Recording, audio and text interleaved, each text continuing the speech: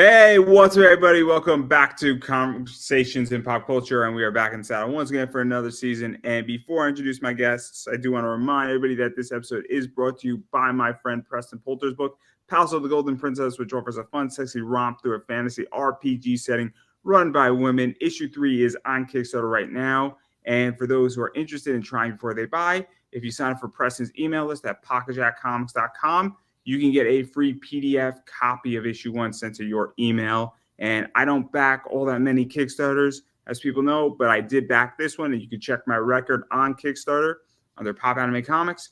And it is awesome because he's got some sick covers by Whiskey Paint. But enough about that, because I have with me comic creators Joe Solzis, I want to say, and Logos. I think. Correct me if I mispronounce your names. I apologize. It's okay. It's Solis. I always tell people it's like police, but with an S. So. I stand corrected. But obviously, I have two of the people who are behind the comics issue/anthology of Child's Play comic issue number 0, which is funding on Kickstarter right now. So before we get too deep into this book, what is the basic concept? Because some people know your book, you're going to see this, and a bunch of people probably do not.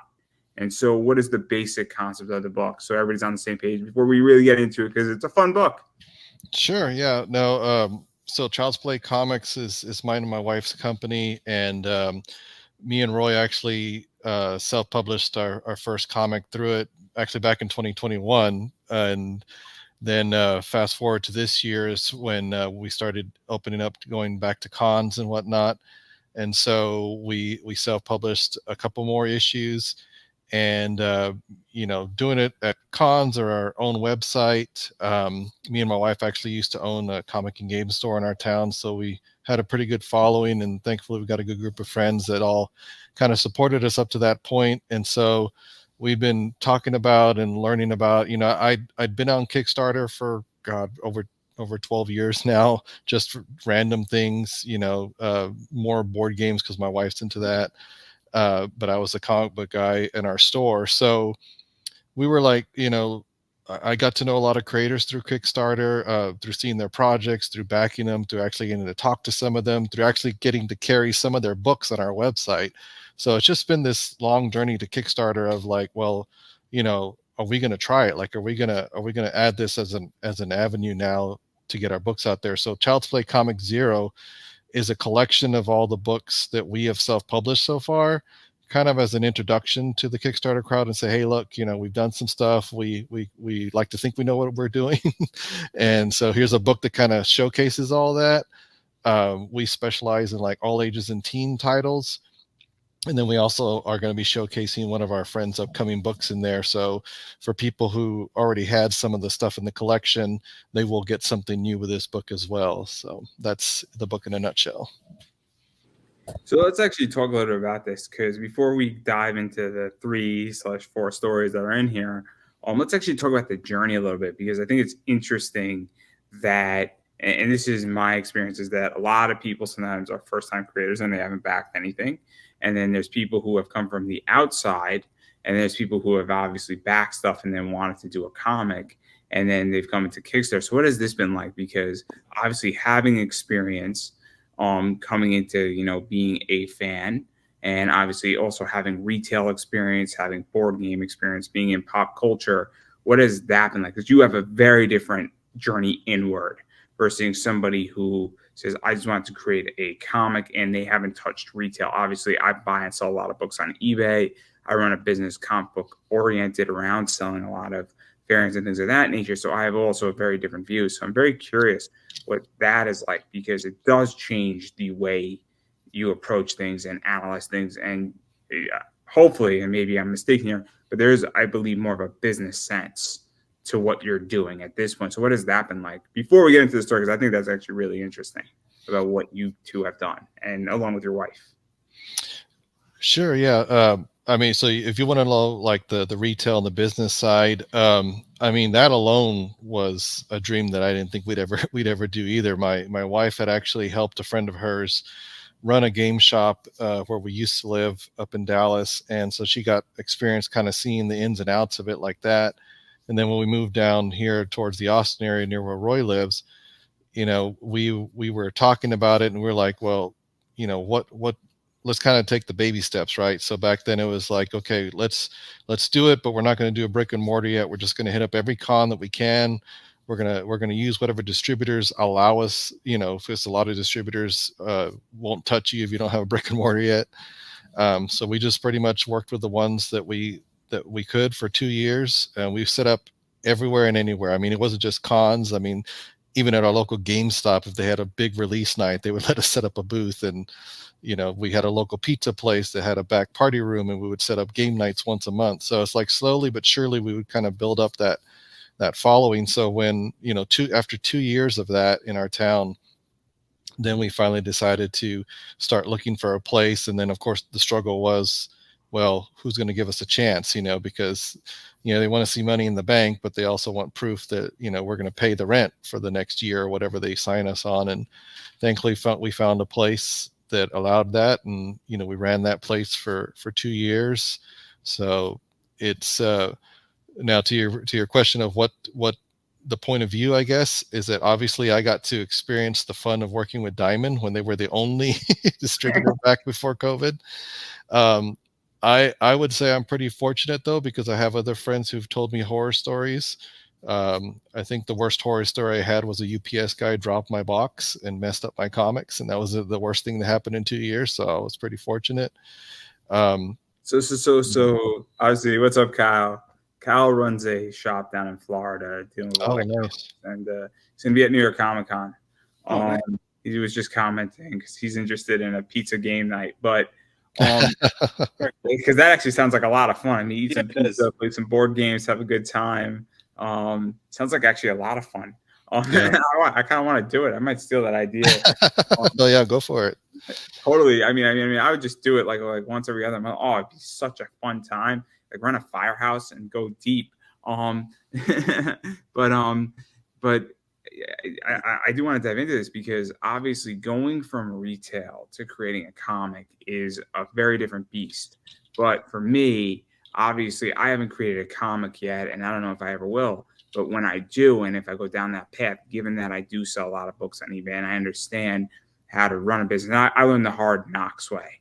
What has that been like? Because I think it's really interesting because understanding how a comic shop works, understanding how a board game shop works, because I feel a lot of people come to comic creation without any business sense. And I don't think that you came in, because I think you came in the other way where you were running a business dealing with board games and comics. And that's what I think is so interesting about your journey into creator own now, because that's what's the shift, in my opinion, is, and I think it's a much, much, I'm trying to do the words here. It is a skill to understand business in comics is the best way how I can describe it. Mm-hmm.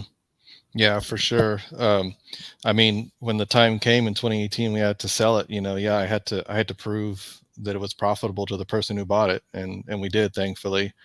And before COVID, I was a banker for 10 years, so I had that aspect going on too. I always tell people I was a banker by day, nerd by night. And yeah, it was just a matter of not being overzealous. And I guess that's the thing too, like with this, Roy,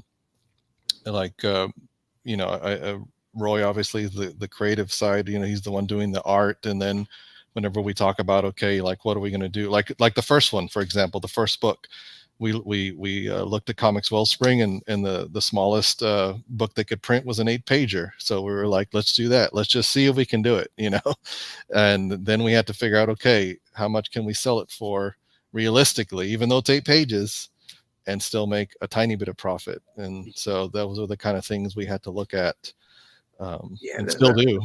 Let's actually go into this, and we're going to table the business stuff because I want to get into your book. And obviously, it's 3 separate stories. So I think it's How to Hunt a Hero #0. I also think that it is Malia Mayhem, and I think it is Teen Strike. It is the 3rd main book, and then I don't know what the 4th book preview is in this book, but I'm sure you guys are going to educate me on that one. I might have missed it in the campaign. But what is this like to do? Obviously, because I think all of these, at least I know that um the first one, How to Hunt a Hero, has been published before and is being republished.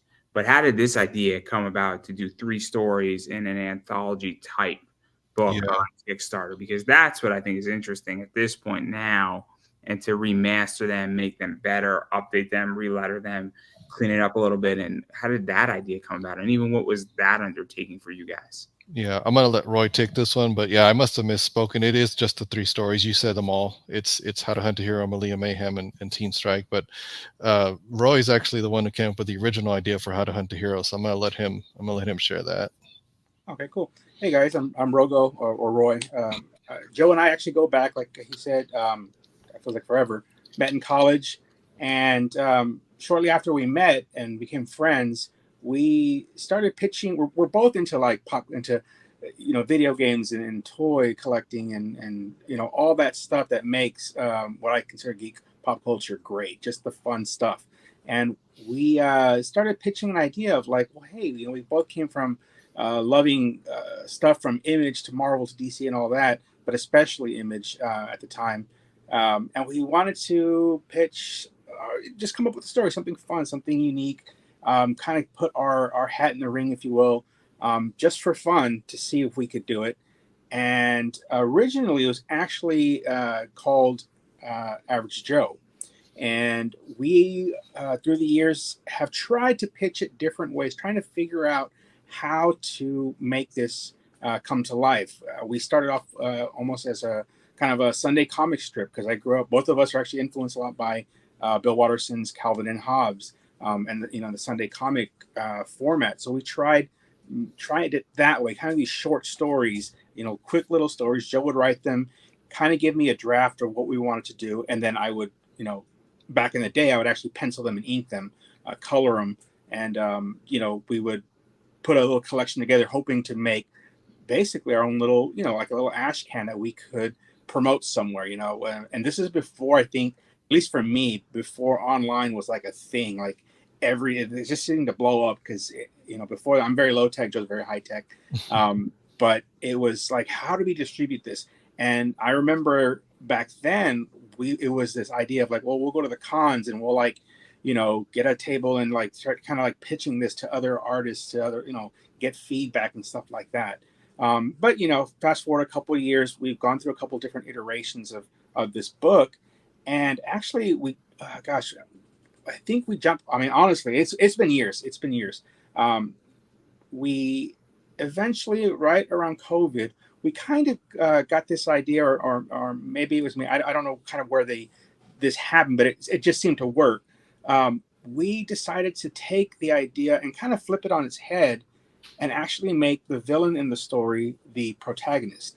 And it just kind of clicked. I remember I was watching this movie and I forget the movie right now, and I just recently saw it, where there's this character, the main character is like basically fighting or collecting creatures or something like that. I forget what the original story was, but it just kind of came together. They just like clicked that night. And I remember pitching the idea to Joe, and I was like, well, what if we do this? I'm a big, I love cryptids, things like Bigfoot, Loch Ness Monster, that kind of thing. I like ghost hunting, all those kind of supernatural things, whatever, all that. And I just remember pitching and saying, hey, what if we make her, where she actually goes and captures these creatures?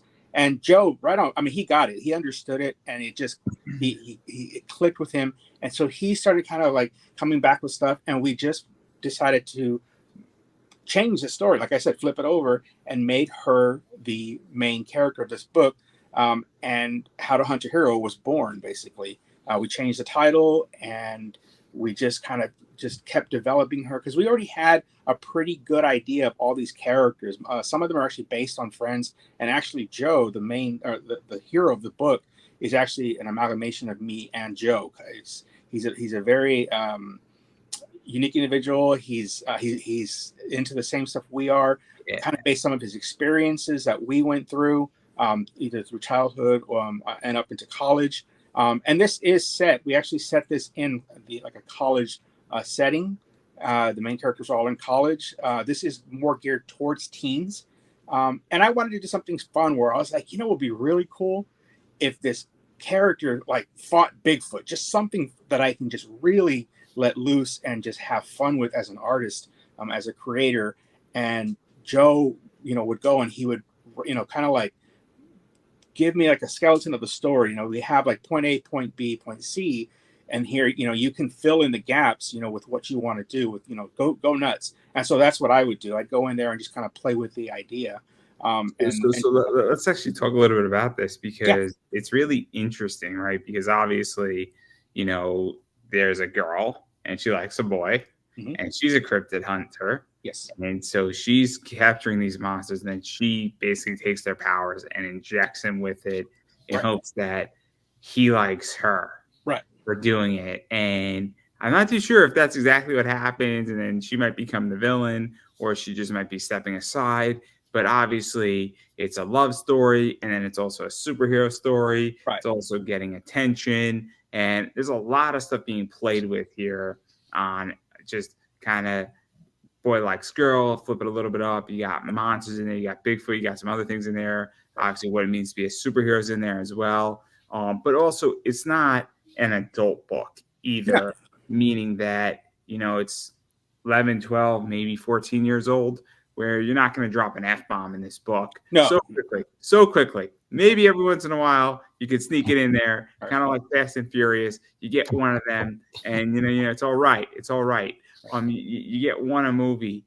But what is that like? Because you're obviously hitting a niche that is not really, I guess, targeted, that needs comics and wants comics, and it's also a healthy story to some degree.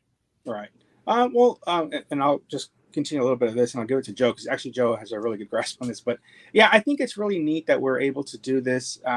To, like you said, we're not dropping F bombs, and even like the fights and stuff, they're not like super gory and like that. They're just action. The way I always describe it when people ask about it, I kind of say it's kind of a rom-com action. So you've got the comedy with Joe and his close friends, who, like I said, are based on two of our good friends, and then you have the action. Like, that's what I want to see. That's what I want to get. Let's get to the meat and potatoes of the book, and let's see these fights. Let's see this, how this all shakes out, with the main character Ava, or Avarice. She's basically almost an evil Batman / Iron Man. She has this unlimited wealth thanks to her father, who is basically just doesn't really want her around, and says, "Here's this money. Just go away. Do whatever you want." And so she decides, I'm going to go ahead and kind of follow the Batman path, at least in this world. She starts to train with hunters and all kinds of different people that can give her all these skills that she needs. She's very goal oriented, very focused on what she wants to do, and she does it. And if anything gets in her way, she throws money at it, or she just overcomes. She adapts and she overcomes. And so she basically starts to hunt these cryptids, but she builds these suits, and she learns, and she'll actually lose a couple of these, but she always comes back stronger. So like I said, she adapts. So we get to see that aspect of her. You're going to see a lot of that in the books as we go. We have stories and specific creatures she'll be fighting, and how they'll actually be adapted to Joe. She takes, her whole goal basically is to take those powers, like you said, and inject them. In our world, the creatures have what we quote unquote call superpowers. Each one has a special gift, and she's able to take them and put them into Joe, fulfilling his dream of becoming a superhero, and in our world, the world's first superhero. But Joe, I'll let you go ahead and talk a little bit on this, to kind of fill in the gaps there. Yeah, no, I mean, it like Roy said, it was always one of those things like where we had Joe's origin, and 20 years later, after discussing it, all the Marvel movies had come out, all the DC movies, so it's like you've seen that origin story so many times at this point. So flipping it on its head, and we're basically like, okay, she knows him, she she knows how to set up this narrative, right? She knows all the beats of a classic origin story, and she's like, okay, so first, he gets the powers. I know his two best friends. You got the voice of reason best friend, and you've got the best friend who's egging him on. It's like, no, let's do this. Let's make a costume. I'll be your sidekick. Like, Like she knows that all that's already in place, and she's just kind of feeding that narrative. And then as she sends one cryptid after the other to test him to see how he's doing, and then at the very end, like Roy mentioned, she has her different suits. The newest one she has, she's going to create this villain persona for him, called she's going to call herself the Dark Wraith. And so now he has an arch nemesis, and so like she calls this whole thing Operation Origin. Like she's controlling everything that's happened. And it's with this idea that, well, when I finally tell him it was me that made your dreams come true, I made you a superhero, aren't you? Now we can be together forever. It's not one of those that she's like gonna die without him or whatever. It's not dumb love. It's I've decided I want you, and I'm gonna get you, and there's nobody's gonna stop me. It's that type of attitude. So See, this is interesting, right? Because obviously there's a lot of things that can happen. Mhm. And obviously this is a preview issue or an ash can type issue. So this is an entry point in. And Right. that's interesting. And I'm going to table that for 1 second or for a little bit, because I do want to come back to this, because I think this is actually really interesting on a business level. But I do want to jump into another story that's also in here that obviously a bunch of my friends would enjoy, because I have friends who do some board game stuff, and that's Malia Mayhem. And obviously this one is definitely tabletop-esque, to say the least, where a 9-year-old girl is magically teleported into a world where tabletop is pretty much king, for lack of a better word. And then she has to defeat a troll to save the whole Tabletopia, I guess, or Topia, or I don't know how to say the name, guys. okay. It's a little tricky. It's a little tricky to save that whole realm. But the kicker is that she has to play by the rules of the board game she's on or in and that world. And so what is this like? Because obviously selling board games, playing a lot of board games, being involved in doing that, different rules, different subsections, all that stuff. What is that like to bring it into the comic realm? Because D&D stuff is popular. Board games are bigger than ever. Obviously, my friend Preston Poulter based his whole game off his comic off of the first TSR done by a woman. So obviously, and he's sponsoring this episode and a bunch of episodes for me. So what is that like to touch upon that, and also have a female lead, and also have it child friendly? Because you got like a bunch of stuff in there that's really interesting. Yeah, Malia is actually based on my wife. It's basically a kid version of her, because her middle name is Malia, and so that's why I made the character's name. Malia Mayhem is actually her cosplay character name, because if you're part of that culture, some people make their original characters. So we're like, well, if you're a 9-year-old girl and you like that, you're going to make up your own character. And just like my wife, she loves tabletop. She loves going to Comic-Con. So we just basically wrapped all that up into the character. And that character was actually the mascot of our store that we had. And so even back then, I had an artist friend of mine draw up a 6-panel origin story for her, and we put it up on a poster, and it was up in the shop, and people were asking all the time, "Oh, that's cool. Are you ever going to make a comic of that?" And lo and behold, it took a lot longer than we wanted, but that was always the idea. And yeah, it was. I mean, the town we're in is very family centered, so us being a family centric store like that, anything that showed that we were family friendly like that was definitely a plus and something in our favor. So to make the comic all ages was a no-brainer. And obviously it's one of those things like you're talking about. If you have people who like tabletop, they'll get a lot of in jokes and stuff like that. So it's kind of like when you watch a kids movie and you're like, well, that was really cool, but that joke was in there because for the parents, like that's kind of where we're going with it. And so that way everybody can enjoy it. And obviously the adults are going to pick up on, well, which game are they really talking about here? Obviously we can't use the official names, right? But obviously the first issue there, she falls into a world that's essentially D&D.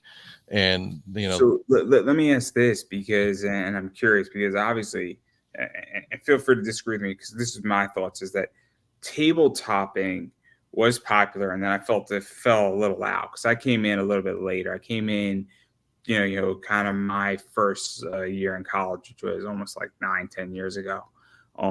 Maybe 7. I don't know. I'm 30. I graduated. Oh, yeah. It was about 9 years ago. Who am I kidding? Wow. I can't do math. This is why I'm an interviewer. I'm not. I'd be a fine banker, but I really can't act. You guys owe us $1 million. What? Like the interest rate was 0.0. No, you owe me $2 million now. No, want to try again, sir? You want to make it 3? Because I could put a 3 there anytime. Yeah. You just say it. No. All jokes aside, when was this actually created? Because in my opinion, tabletopping was popular, then it fell off, and then COVID, I felt, brought it back, and D&D came back, and so. When was this actually written? And was it written during sort of the COVID era when all this was getting popular? Or was it written a little bit before? And then you kind of swooped in, because that's what makes this story and this book interesting, is that tabletopping, I feel, is gained a lot of attention and is kind of back and being popular. And I consider D&D tabletopping. Yeah, no, 100% it is. She was actually created in 2014, right when the company was created, because we're actually about to hit 10 years next year. And so, I had gotten to know tabletop a little bit amongst us and our friends, but it was my wife that really showed me that there was so much more, especially her working in a game store at the time, before owning her own. And then right after that is when our store was open when the Stranger Things debuted. So I remember having one of the stand-ups in our store, and so yeah, that definitely brought in crowds looking for D&D and just looking for Stranger Things merchandise. And so by the time we were out of it in 2018, I didn't get to see any kind of decline. But yeah, I when COVID rolled around 2 years later, then I definitely saw it increase. And this had already kind of been in the works as it was. So now it's coming back around. It's going to be interesting, trying to see how to do that kind of crossover, right? Because it's a comic, but it's dealing with a tabletop subject matter, and there is some crossover there for certain stores that actually carry both. So, and then to go even further into this is that obviously, I want women to buy comics. I want young girls to be into comics. I want young boys to also be in comics. I'm a huge wrestling fan, and I love women's wrestling.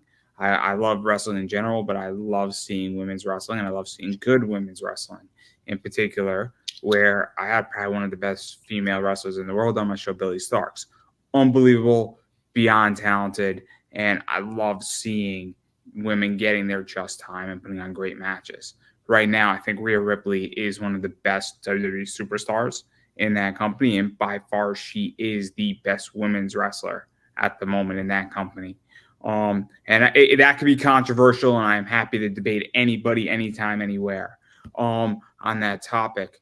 But what is that like? Because I do think it is interesting, because your first book obviously has a female character in centric, but this one is definitely where I feel like Malalia is carrying this book, and she is the star. And I think it is important to show that, and especially with tabletopping, because, and I might say something controversial, but I feel like it's been a male-dominated entity for a very long time. Yeah, no, for sure. I mean, when we were talking about the mascot of the store, we'd come up with different ideas, and my wife, it was very important to her that Malia be a female, because she's like, we need more female like superheroes, was what she was saying at the time. And now, I mean, she's kind of evolved beyond that. She's more, it's more of an adventure, right? It's and yeah, it's her, and I mean, she's got a group of friends too. So hopefully in one of those characters, some kid out there can see themselves in that, because they're all going to be in the adventure at some point. And hopefully, that, I mean, Roy and I grew up like on, 80s movies, 80s cartoons, just real quick, actually, just the Dungeons and Dragons cartoon from the 80s is one of the inspirations for the story, because of that idea of kids being sucked into that world and having to survive. And then the other part is the never ending story, because I always loved that idea that as people in the real world don't believe in Fantasia, Fantasia starts to fall apart. Well, here it was, they're not playing the board games anymore because Troll's messing them up. So Malia's job is to somehow fix the game and people start playing again. So it's kind of like what you were saying, like in the real world, that, what's the explanation for that decline and what's she going to do to bring it back up? So people always thought that was a pretty meta thing when you have a store and you're like, well, if you buy some more games, you'll save the Tabletopian realm. So, but yeah, it's fun. It's fun to set it up that way.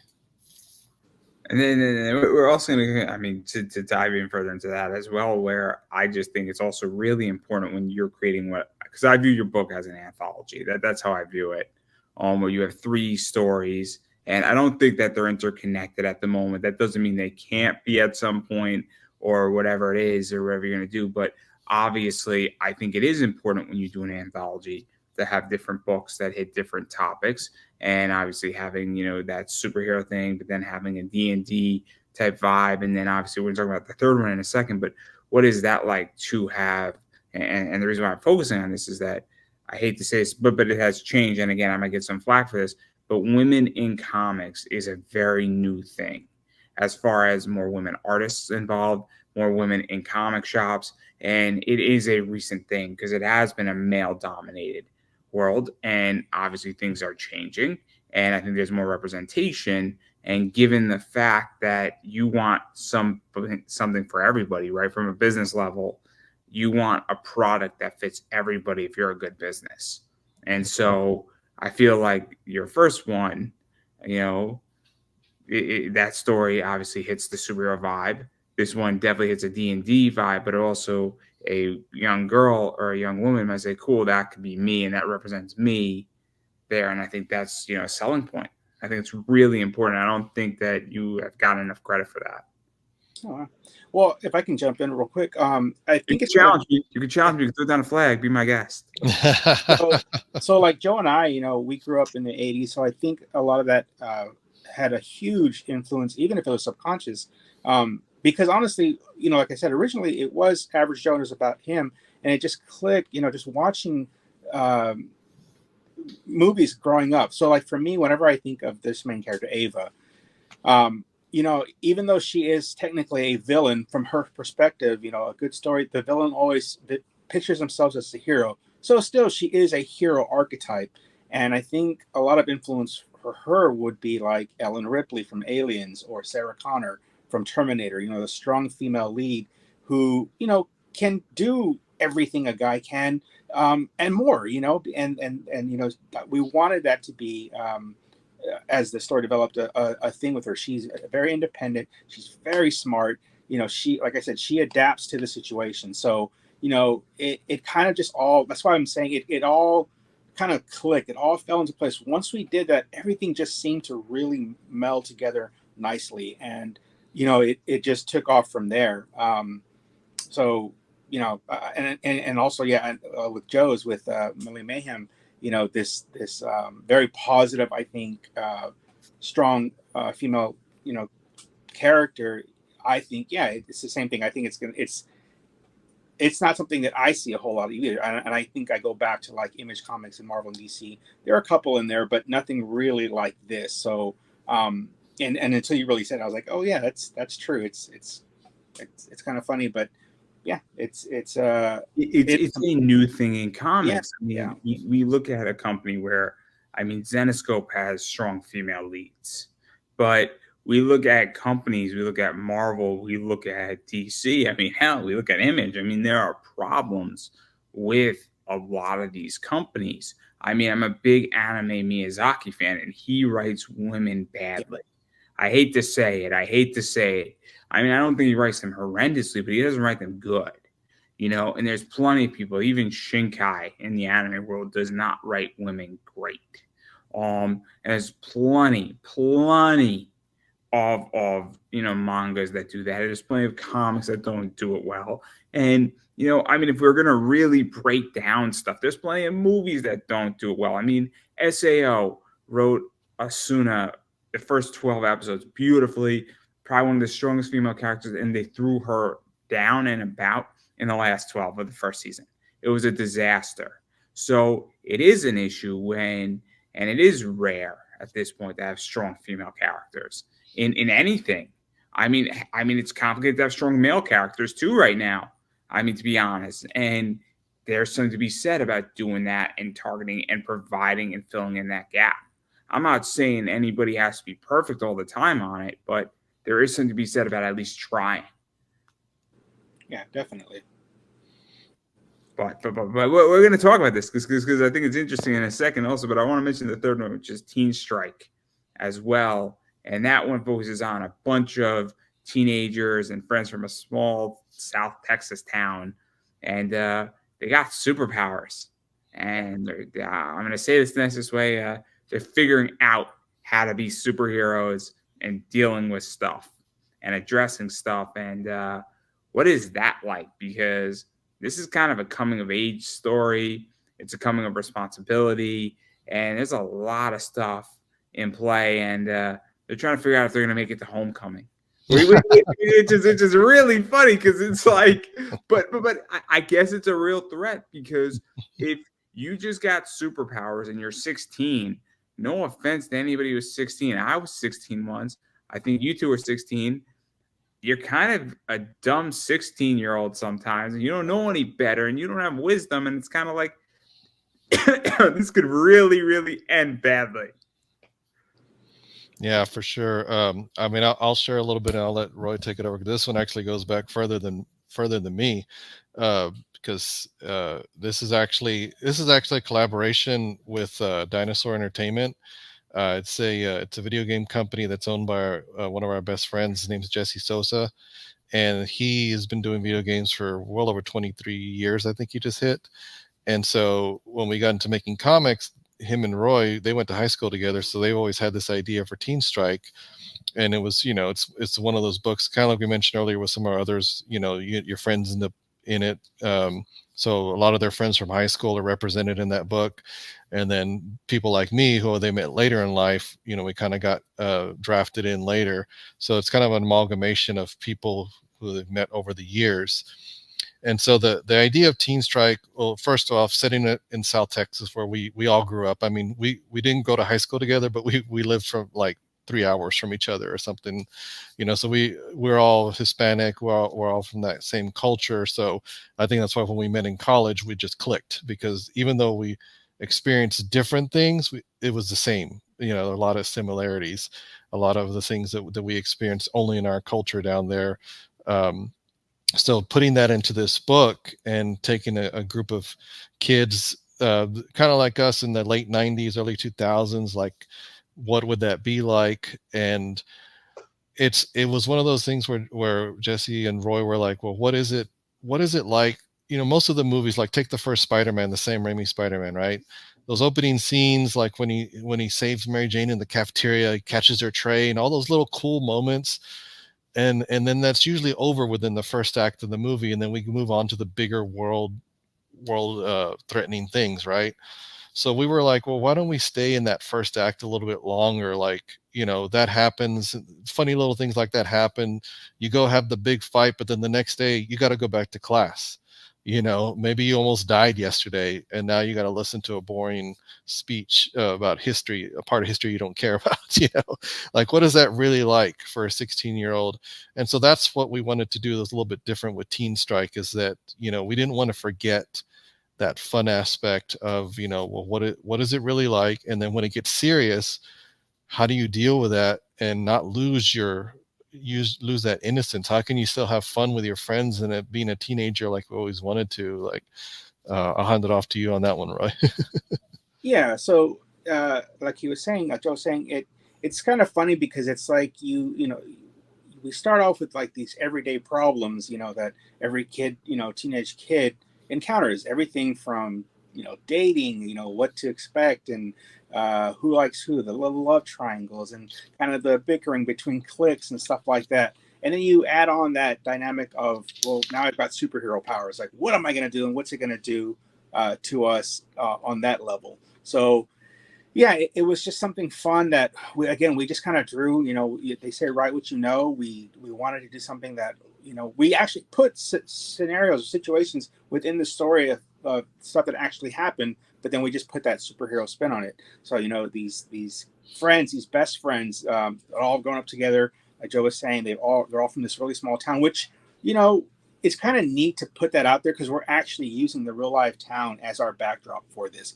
And it's really interesting also because not a whole lot of stuff really happens in small towns like that. So to kind of put that spin on it, and just kind of show the world this is, our town, this is where we're from, and this is the kind of stuff that, we experience minus the superhero stuff, it's just neat to share that. But I like the aspect. We really like the idea of how, like Joe was saying, you fight the big world things, but then you come back and, like you said, what am I doing for prom? What am I going to wear? What are, all those things, the school dances, everything that we all went through. And I think that's where it really connects with just about everyone, because like you said, everybody was 16 at one time, and hopefully because of the number of characters in this and the different personalities, maybe readers will see, hey, that's me. That's who I was, what character am I, and how does, and it just kind of draws them in, hopefully, and they can just follow, this story as we tell it, or as Jesse's telling it in this case. So yeah. And what is this like too? Because obviously it is a collaboration, and if you have video game, I guess, mindset into it meets comic mindset into it, that creates a very unique blend. Because I hopefully, I'm not saying anything that's out of bounds here, but a movie has a bunch of different toolkits than a book has, than a comic has, that a video game has. And then when you start mixing and combining and saying, cool, I understand that you can't do X in a comic book that you can do in a video game, but what if we can bend it a little bit and we get that vibe in there? And all of a sudden, you now have a weird idea or a weird hybrid type element to it. What is that like? Because I think that's also what's going on right now in comics in a lot of ways, is that we have a lot of stuff cinematic being introduced. We have a lot of stuff of more, prose-esque. And we have a lot of blending of media hitting comics at the moment. And so what is that like? Because obviously when you do have video game input into a comic book, but it's not a video game, you get a weird blend and it creates a different experience. Well, I can say one thing for sure. If you talk about blending the two, like taking his expertise in video games and applying it to this, one thing that he did to start, how you storyboard a movie. So he 3D modeled each of the characters first. And his original intention was to do a comic book to where he would take those 3D models and position them and just basically use the same program they use for video games, to where they just move the camera around the character. And then once he had the pose that he wanted, then he would add the background. And he experimented with that a little bit, but then I think in the end he was like, you know what? I just want it to look like a comic book. Like this will almost look like a CGI still, what I'm doing. He's like, but I want it to look like a comic. And he could have done it himself if he wanted, but he actually hired a comic artist to do it. And Jesse's actually going and adding the colors that you saw there in the preview pages. So I guess in that respect it was a little bit different. And I mean, he's one of the art directors. So that way he has that eye for, how to set up a scene and how to, change it up. Let's actually talk about this, because obviously this to some degree is also a real advantage, because if you have a 3D model of a character, let's not even talk about all the characters or the 5 top characters, you can get an idea of what they're going to look like from an artistic standpoint on how it's done. And you can say, cool, if they're shooting a gun and they're leaning back and they're tilted at a 45-degree angle, it's going to look like this. That is not the shot I want. So great, now I get to play around with it versus having to draw it and then say, oh, that's not good there. So you can actually kind of try before you buy. And so what is that like? And obviously, I don't think, did either one of you touch the book beyond just putting it out? Or was it all on Jesse and his team to do the book and kind of figure out where they want to go and you guys are putting it out? I helped him edit it. So I helped him go through the story, and I was basically the editor. And then my wife came behind me, and she's a teacher, so she helps with the story too, but more with the grammar and whatnot. You get what I'm asking, right? Yeah. Because and then Roy actually helped with the character designs too. So You know, these are Because stories, like I said, we did a while back. So some of that stuff is still in there. He's obviously adapted it for the times and stuff. But going back to what you're asking as far as the models and stuff, I think the huge advantage. I'm the artist on How to Hunt a Hero. Um, I can tell you the huge advantage from him being a game developer is that if he can actually take those models and send them to this artist or even himself and look at this and flip it around and move it. So, I mean, they've got a true Bible of the character of how it works. And I mean, he can manipulate, like you said, manipulate it into whatever pose he wants. And he's even done like the backgrounds and stuff like that, basically all the sets, if you will. And it's a huge, huge advantage. Me, I'm old school. I'm not a tech person. The way I created, the way I draw uh, How to Hunt a Hero, I actually use, matter of fact, this guy right here, I have to end up using something like more like this, where I can take it and I can pose him and I can angle it however I need to, and then I will go in there and figure it out and basically draw what I see. So I go old school like that, so it's definitely you kind of get to see like the evolution of it in this book almost. Because I'm very traditionally trained, where he went way out there into technology. let's actually get into this. See, this is where this gets a lot more fun for me. Yeah. So obviously you have 3 different books that tackle 3 different things, and obviously you have a traditional viewpoint where it's drawn, and you have somebody who is using 3D models and then taking that and then drawing it and then hiring an art team to do it in comics. And what is that like? Because obviously you're not touching Jesse's lane and Jesse's not touching your lane, but you're on the same product. And so what is that like? Because that's got to be trippy. And then you got the D&D stuff in there.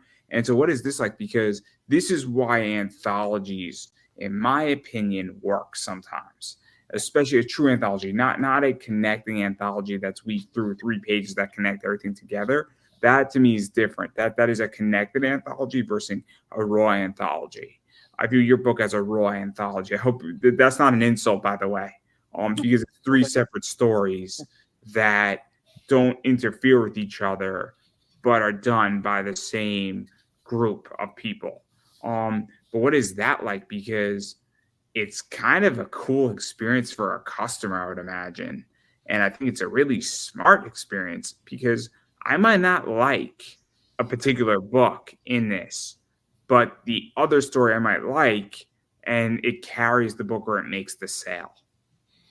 Yeah, for sure. No, yeah, I get what you're saying. Yeah, with 3 different creative teams working on each of the 3 books, it's kind of like you said. I guess everybody kind of stays in their lane, I guess you could say. I know that's usually used in a negative context, but not like this. Like there is crossover because we're all helping in our different strengths, right?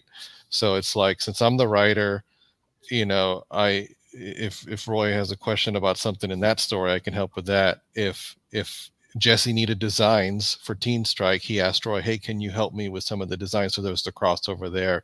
So it's more like kind of like the old, I mean, we're not all in the same spot, but kind of like the old Marvel bullpens you always hear about, where everybody's talking, and of course we're using technology to talk to each other, but everybody's got their hand in different places. My wife edits all 3 books.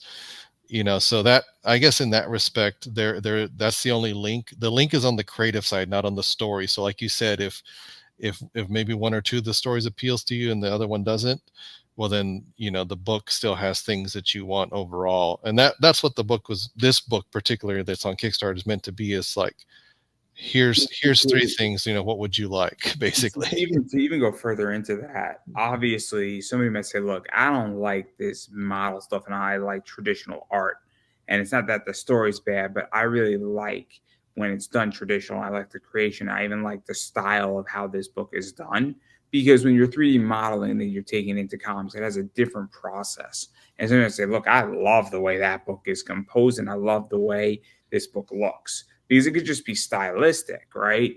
I mean, I bought books that I absolutely love the style on, and the story is horrible, but I'm like, I just want to read this book.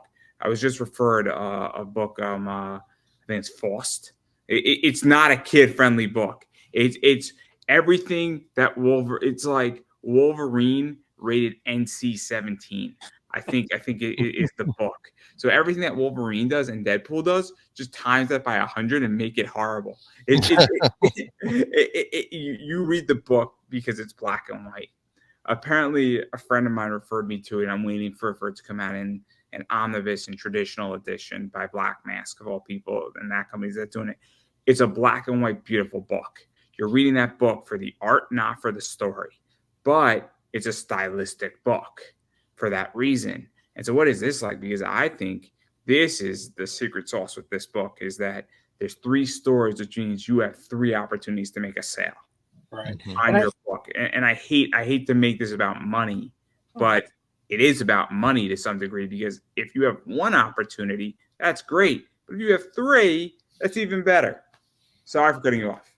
Well, and to go off that, that's kind of how we, and I don't know if this is accidental or not. I feel like it just seemed to happen. It just right timing, right, place. When we pitched our books, when we started doing the con circuit, one of the great things that we could do is just that, is cross promote. And if, let's say the strategy is, pitch the book. You've got maybe 2 minutes with a person to pitch your idea, like just Shark Tank it, like boom, boom, boom, boom, boom, and they're going to move on. There's a ton of stuff to see. There's so much content. But what really worked, and it kind of just came to be at the Texas Hill Country Comic Con, we kind of set this up almost like where I would start off. I would say, hey, this is book A, How to Hunt a Hero, blah, blah, blah, blah, blah. Give them a real quick synopsis and then go, but I see you have, kids and, you might actually be interested in this, which is what I love about Child's Play Comics, is that we do have that variety under the banner, so that we can appeal to different ages and different groups. And, there's something for everyone, basically. To even talk about that, and I'm curious how you two feel about this, is that I don't know how you, I'm going to say something that might be misinterpreted by everybody who's watching. I create profiles for people. Mm-hmm. And when I do an interview, when I am interviewing somebody on a cosplay level, that is a different profile on a marketing level than somebody in comics.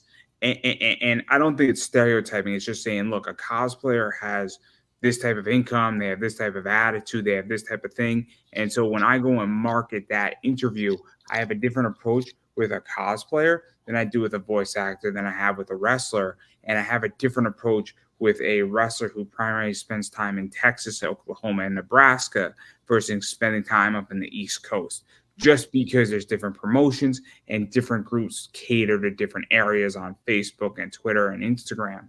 And I don't think there's anything wrong with that. So if you're going to a con that is definitely more D&D tabletop friendly, I don't know if you're catering and changing the pitch, saying, hey, story B is what you want, and that's the key. Or if somebody's walking by your table and they're wearing roll a D20, guess what? I mean, that's kind of, how I would approach it. And I think it's actually really, really smart, especially because I speak to people who have a lot of different books, not necessarily in the same book, but if you have an Oz book and a Marie Antoinette, and then you have, Princess vs. Zombies, my friend Tom Hutchinson does Big Dog Inc., all of a sudden, if he's at Ozfest, he's going to be easily able to sell an Oz book. Right. And so, I mean, that's why I think it's really interesting what you've done, because it gives so many business opportunities. And this is why I like anthologies that are real anthologies.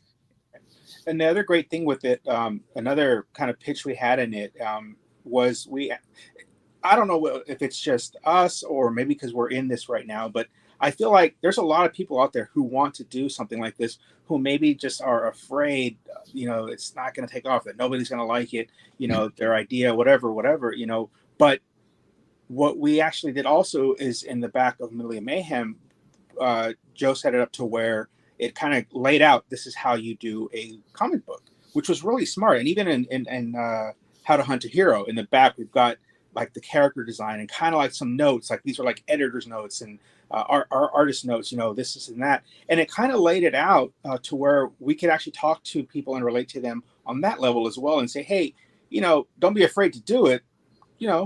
we did it, and if we can do it, you can do it too. So it also does lend to that a lot, and I think that was a big appeal. And also the local, being local aspect helps a lot with just talking to people, just relating to them, especially in this area, Central Texas. So there's a lot of different avenues to go through to promote this. Kickstarter being another one. This is our first Kickstarter, so this whole time I've been really nervous about how is this going to go. How do we get this out there? There's We're so going to talk about that too. yeah. But I want to table the Kickstarter side and even being local and all and supporting for one thing, because I'm also curious because and this is just my thoughts too, is that I love experimentation, right? I love experimenting relatively cheaply. So I run an eBay business and I bring in retail packages, and my number is 15 bucks. And the reason why it's 15 is $15, $100 for 15 books or 10 is I want to sample and I want to see if your product sells in my eBay store, because I have no problem taking a $10 per book or $100 risk, or lower for that matter. I mean, if you want to sell me 20 books for $100, that's a no-brainer for me. If it doesn't sell, I'll chalk it up. It's tax deductible. Great. We move on. It didn't work. But I don't want to buy 50 of your books, because I don't want to be stuck with 50 of your books. And so the way I view your anthology, and I'm curious how you two feel about this, is you're testing 3 stories, and let's say it comes back that everybody loves Molly and Mayhem. They think the other 2 stories are good, but it is clear there's a winner. I mean, my question is that, would you break off a title out of this anthology? Then when you shoot out issue 1 of this, you replace it with a new idea, and then all of a sudden you're now experimenting, because I've seen people do this. Antarctic Press does this really well, where they test ideas, and I think it's actually smart. And I've seen other people try to do it on Kickstarter, and I think some have succeeded. But I'm curious, has that thought even crossed your mind? Because that to me is also like kind of an opportunity, because that is where I think we're going with Roy anthologies, especially to launch series. Yeah, I mean, each of these has their own issues coming out separately anyway. And, since Zero kind of came together almost out of necessity, just because of a way to present it to Kickstarter, I never even really thought about doing like another one, like a Child's Play Comics #1.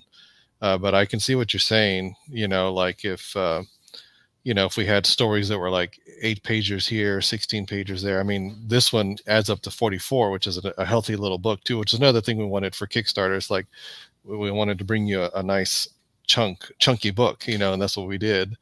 So yeah, you bring up some interesting points that, I mean, like I said, they all have their #1s. Because the reason why I bring this up is that you might put out a story that's really good, and it's a decent story, but the story can't carry itself individually.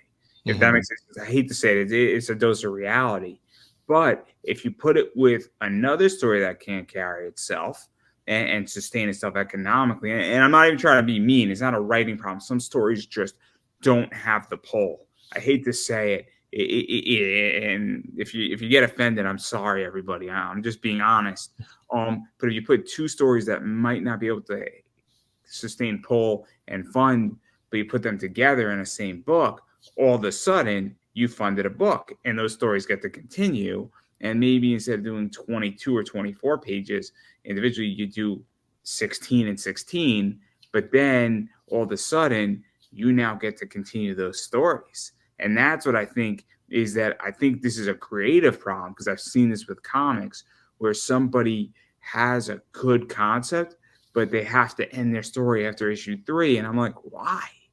Why not try to figure out a way how to make it as a backup in another story? Why not add it into something where instead of doing, 32 pages, you break it up into 16 at the back of another book that is doing well? And that's what I think is just so interesting, because I think you inadvertently put yourself into a very cool position, because where you can do something like this now, where if all of a sudden one of these is struggling, you could move it into an anthology, and then who knows, maybe that just stays as the anthology, and then you get to test 4 more ideas. And now every quarter you're doing something like that, and you're kind of pulling an Antarctic Press a little bit. Yeah, I was gonna say either that or like Dark Horse Presents or Marvel Present, like those old ones that had several stories in it. Yeah, I get what you're saying. Because that's how I view it. And I think you struck gold, because I actually think this is great. I mean, I know a bunch of people who have done stuff similar, and I just think it's super smart to actually do anthologies like this. But you brought up another point where, and I do think this is also important, is that you have a 44-page book, and you're coming out swinging. And what is that like? Because I do think if you do your first Kickstarter, you got to go balls to the wall. I really do. Because I think it says, I'm here to play, and I'm not here to be a one-off. And I don't know how you feel about COVID, but a lot of people came in COVID to do campaigns and do comics, and they were one and done. And we're starting to see people who are one and done, or what I call once a year players. And I think it's important where that is getting weeded out. And so what is that like for you guys to say, hey, we're here to play and we're here to stay? Because I think it's an issue right now in comics heavy, where I don't know who to back as a customer, because I don't know if you're going to be here next year. But if you're coming out with a 44-page book, at least you're coming swinging for the fences. And it makes me feel a little better as a customer. Yeah, no, for sure. I mean, because obviously most people go for the, this traditional, 22, 24-page comic, and About 28 right now. Yeah, is the average. Yeah. So, that was another thing too, pulling all the stories together. We knew we were going to have, a thicker book, and it's pretty affordable too. That was the other thing working with Comics Wellspring is, even though it's a 44-page book, it's not that expensive. I mean, the base one's only $8, and even our variant cover like 10 and 12. So we didn't go crazy with that either, So yeah, we got a lot of stuff to cover here. Yeah.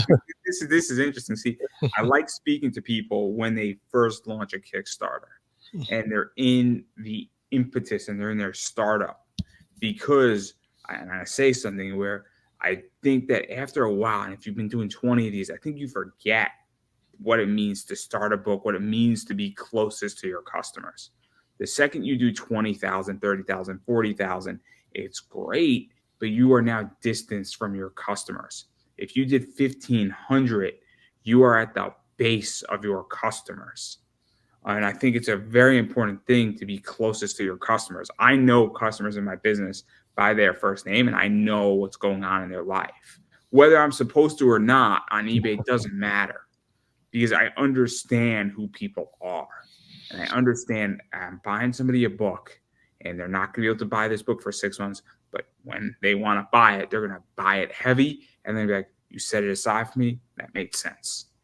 So. Yeah, no, I mean, I've actually, just from the people we've gotten so far, some are people I know, some are people I know casually, some other creators.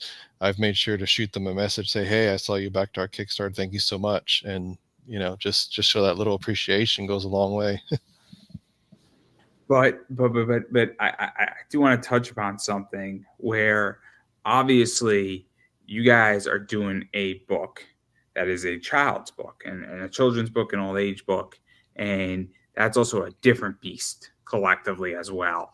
And I just had Christy Shin on, and she does Demon Bitch, and she has a child component next to that, Demon B and Mr. F. We all know what those 2 letters stand for. Best friends. Yep. I just want to make that crystal clear.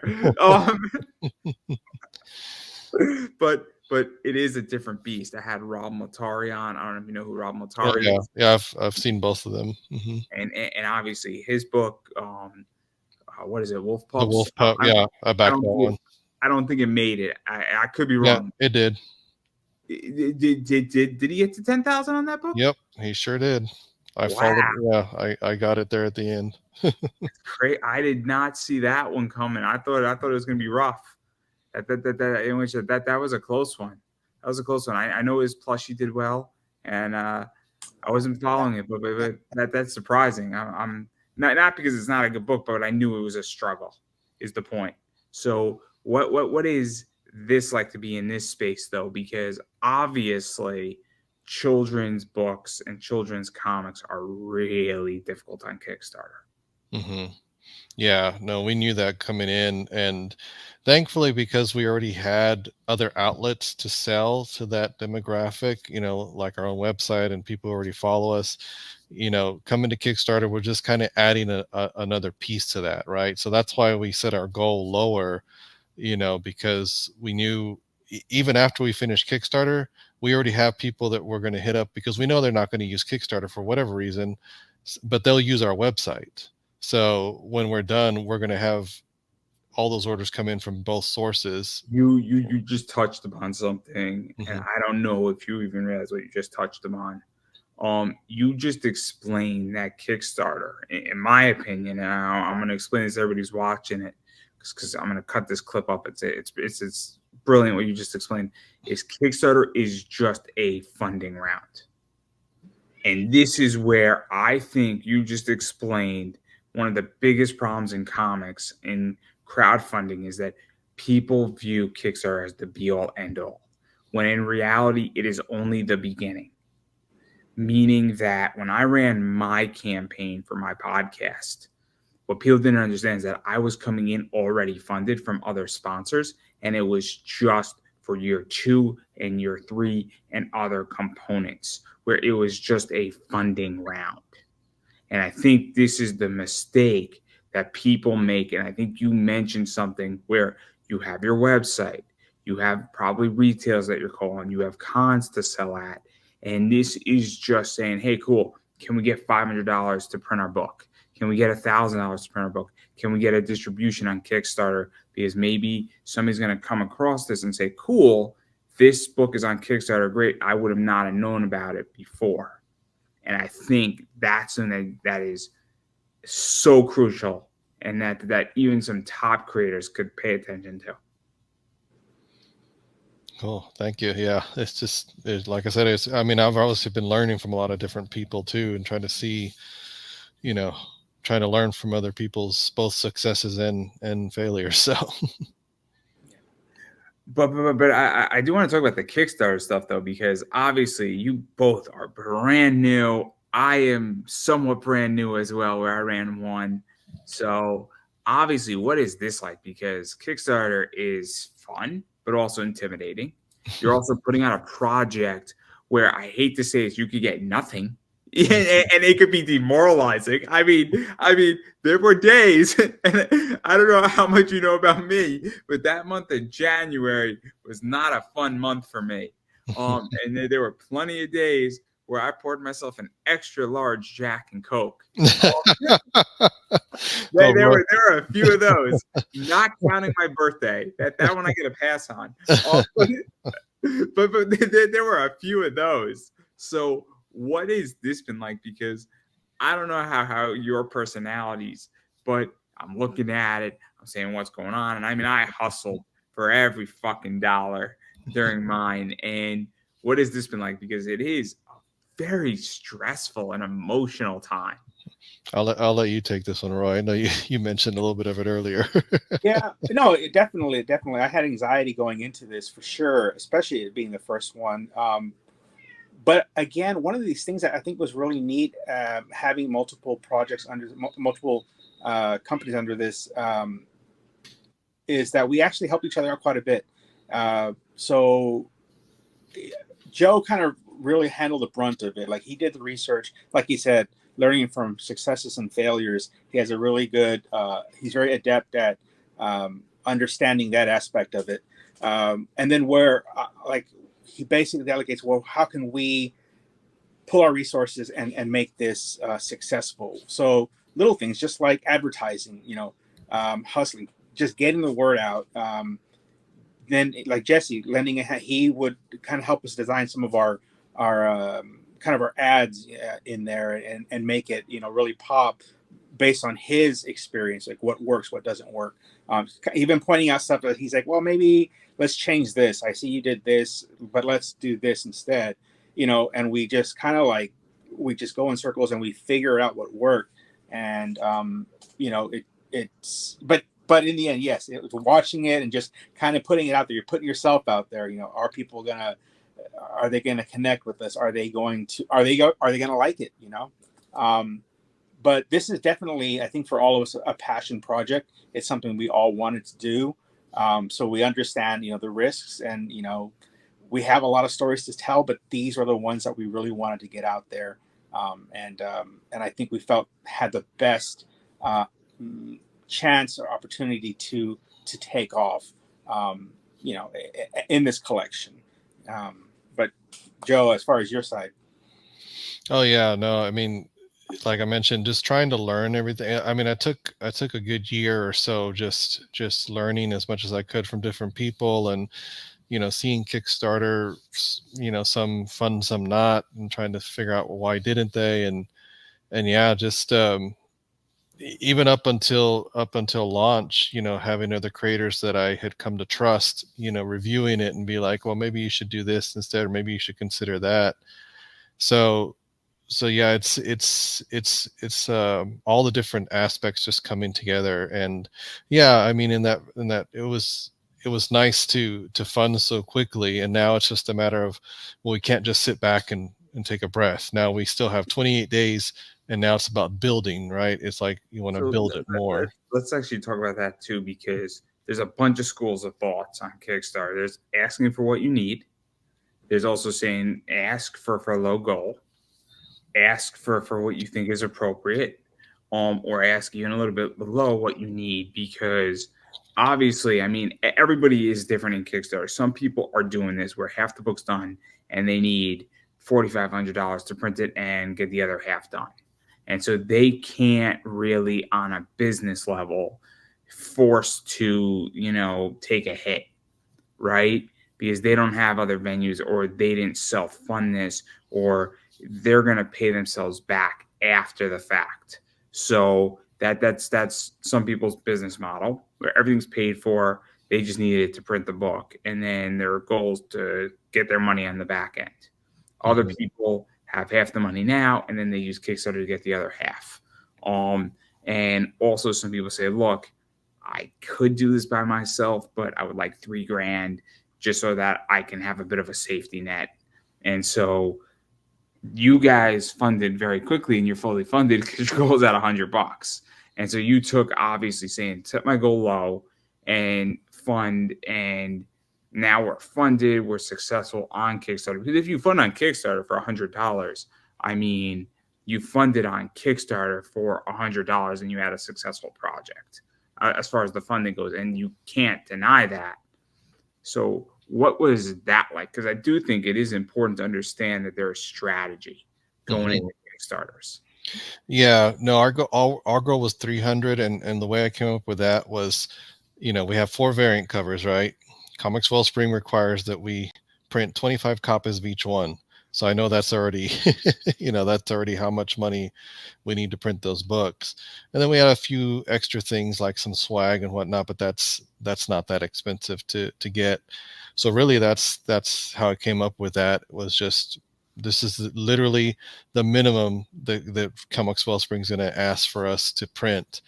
And then from there, we just kind of add it as we go. And so that's how I figured out that goal. Everything else, all the costs for the art and whatever else, that's just kind of, our own investment for now. And yeah, we'll make it back a little over time, because, I had to tell myself, well, I'm going to continue to sell copies of this just like we did the previous issues, and they'll always be available. So there'll always be new people discovering them, and so there'll be new sales. And so it's a marathon in that case. Some people want to run the sprint and make all their money back, like you said, right away, and some of them do, but not everybody does. And so that's why we decided to go the route of, let's just focus on the print, the printing, because once it's printed, it's real, and we can ship it and somebody can get it. And then we're not playing this, well, we didn't even get enough, we didn't print it, like some people get into that rut where it's like they can't even print the book. So we didn't want to get to that point. I mean, let's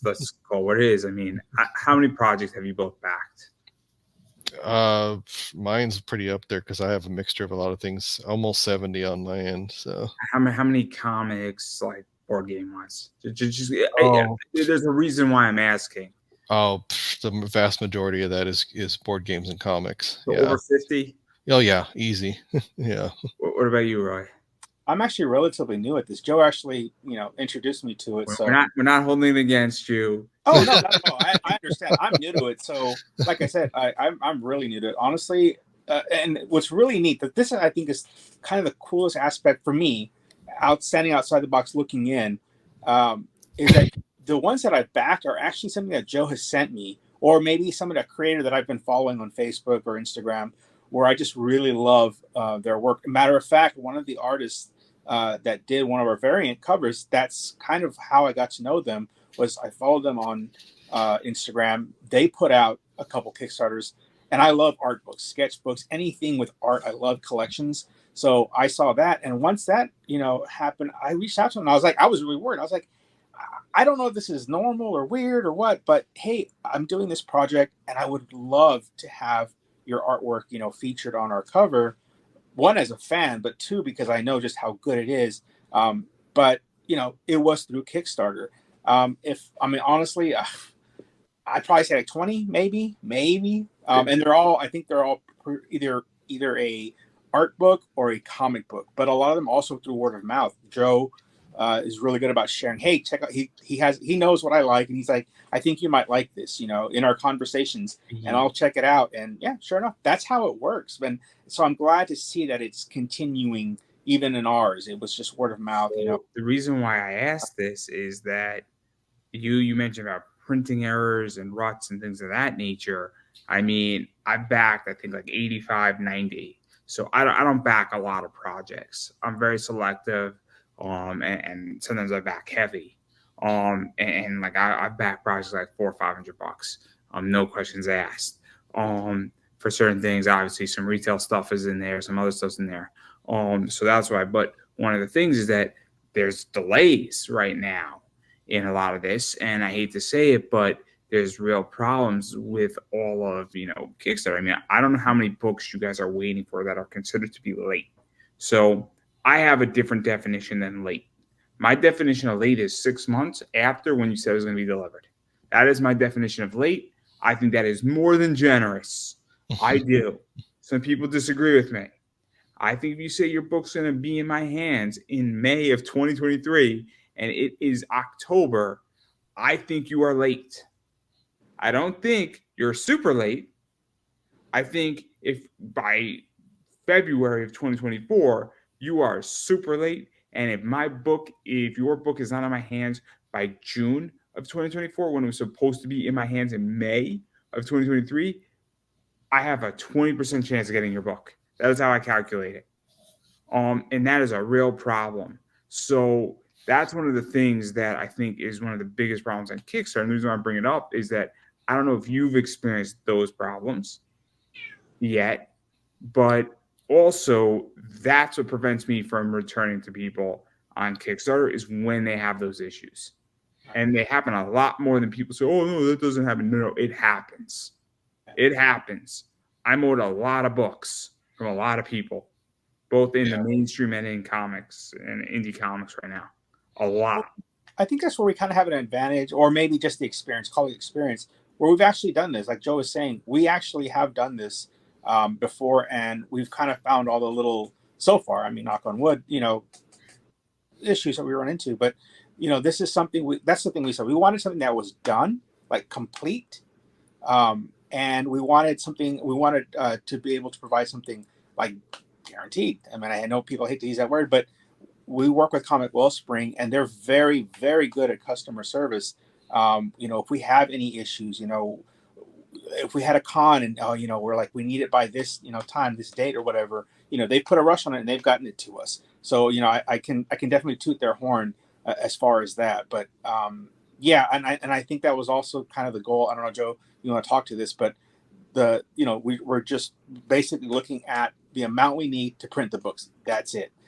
And it's done. And we don't have to stress out about, oh man, are we gonna be able to get this to the customers on time? What we promised. We know it's done. Like this is done. But Joe, you can talk more on that if you want, as far as the printing itself. Yeah, because we've actually done 3 rounds of pre-orders through Comics Wellspring over the last couple of years, all on our website. Just the traditional style. It's like, hey, for 2 weeks, you guys can pre-order on our website. We build up the pre-orders and then we cut them off, and then we send it off to Comics Wellspring. Order a few extra so that we can put them up on the site. And we've done that 3 times over. And then, like Roy mentioned earlier this year, trying to get to the con, they were like, oh, well, it's going to be there by this day. I'm like, that's after the con. Like, we need it before. Like, and they stepped up and they did it. But it's just that communication. So now with them doing this Kickstarter for us, it's going to be a no-brainer. I mean, unless we end up with thousands of books ordered, but even what we have so far, it's going to be just fine. They're going to get it to us, and our hope, we have a projected date of February, but our hope is to get into people's hands sooner. We gave ourselves enough lead time just in case. Right. Based on that experience, yeah. And then to even go further, because obviously your books are not that expensive, all things considering. They're relatively affordable. And I'm going to say the elephant in the room. Comics are expensive. I'm sure you've seen cover A's for $20. I've seen it. I've seen cover A's for $25. And it is hard sometimes to back a $20 book. And I personally like books when they're like $12, $15. If it's a variant, I don't have a problem if it's done by an artist I like spending $20 or even $30. But there's plenty of times that I've walked away. And I don't know if you've ever walked away from somebody's campaign saying, look, all your books are $30 and I really like this thing, but it's a little too pricey for me. It's a little too rich for me is a good way to put it. And so what is that like because I think your first book is $8, then you have a $10, you have a $12, and then you might have like another $10, I think. So I think you have 2 10s, 1 8, and 1 12. Like, what is that like? Because let's face it, in reality, people right now are being hit hard by inflation, the economy. People are very concerned about it. I could tell you, as somebody who has money in the stock market, it is a very trying time and an unnerving time. For me, just personally. Also, money's getting tighter, where I think money is coming out of the system. And on top of it, we're heading into the holiday season where Christmas is here. I'm sorry, we've decided to skip Halloween and Thanksgiving. Don't worry, you're not. No, actually, technically, the Lions are pretty good on football. So I'm sorry, everybody. I'm sorry. No. We didn't skip those holidays, but we are in Christmas shopping mode technically at the moment. So what is that like to make your books affordable? Because it is complicated when you have affordable options. Yeah. I mean, like I said, coming from the background of always having to manage finance in one aspect or another, whether it be at my old job or at the store, this was just that again. It was like, okay, Comics Wellspring has a great system on their website to show you this is how much it's going to cost to make this book at this many pages and whatever features you want to add to it. So then it was a matter of like, okay, what's the cover A going to be? It's going to be the most affordable one. There's a no brainer, right? And then the variant covers is like, well, there needs to be a little bit more, but let's not go crazy, because it's our first Kickstarter. So, I've definitely seen variant covers by well-named artists that are pretty high up there. And I mean, the artist we have for cover D is Eddie Nunez. He does work for for DC and came from Wildstorm back in the day. So, we could have justified trying to charge more for his, but we were like, no, it's our first one. It'll be the highest of the variants, but overall, and then on top of that, we have the tier where you can get all of them plus some swag. So we worked in a little bit of a discount for that too. So, it was just a matter of literally just sitting down with and figuring all that out, weighing packages, figuring the shipping, like everything. Like I tried to not leave any stone unturned with that, because I'm not going to lie. Even through our own website, I've made mistakes on the first few pre-orders. I didn't weigh the package right, or maybe people ordered multiple copies and it was like, oh, well, maybe I should have charged a little bit more for shipping on that, So thankfully, having our own website, I was able to make those mistakes on our own. Right. And Kickstarter, because of course Kickstarter takes their own cut and all that, we've already factored all that in too, because Comics Wellspring helps with that. So yeah, it was a lot of sitting and figuring before we launched. Yeah, and then obviously, I mean, these are some of the covers. I think this is some of the covers. So that's cover C. I believe that's cover B. And then I think this is cover A, and I don't have cover D by Eddie. Unfortunately, I just forgot to copy and paste it and take it from your website. So that's on me, but it exists. It exists. I do want to make that crystal clear. And then obviously you have some other stuff as well where you have a retail package that I think is 5 copies. So I think you have 2 cover A's, a cover B, C, and D for $29. And so obviously there is some room for somebody to make money. And this is a whole another discussion that I have another show. And at some point, we're all going to talk about this issue, which is retail packaging. Because as somebody who sells books, there are plenty of people who do not understand retail. I need a 50% discount, minimally 50%. And technically speaking, I need like a 60% discount. And in reality, because it is brutal out there, especially on new properties. And also my biggest pet peeve is, and I'm just going to say this openly, is when I don't get to pick what I want for my store. So on campaigns, there are books that I don't want, like cover C, for instance. Not yours in particular, but when somebody tries to sell me 6 covers, I'm like, look, you got to understand that 3 of these are going to sit around and do nothing. But your cover D will sell like wildfire. I have no problem paying a premium for your cover Ds because I can make real money. And that's what drives me crazy with retailers, is that they don't want to have those conversations. Yeah. Be mad. Yeah, no, it makes sense. And I mean, when you're talking about that big discount, that 50% discount, give me PTSD dealing with Diamond, because I remember that back in the day, because the system they had back then, you got that 50% discount when you first signed up with and a bunch of free graphic novels, so that way they could give a head start. But that went away within, I think it's 3 months, and then it goes down to like 30%, and then only if you ordered a bunch would they knock you back up to the 50%. So that was always a struggle. So it is very complicated, and it is most people do not have conversations with retailers. And I'm an eBay store, so eBay takes 13%. And that's what everybody doesn't understand, why I need a 50 to 60% discount. Or you got to offer me something, because if I'm taking a risk on your book and your book trades for 20, 25 bucks, I mean, we got to be at $12.50 minimally. Minimally.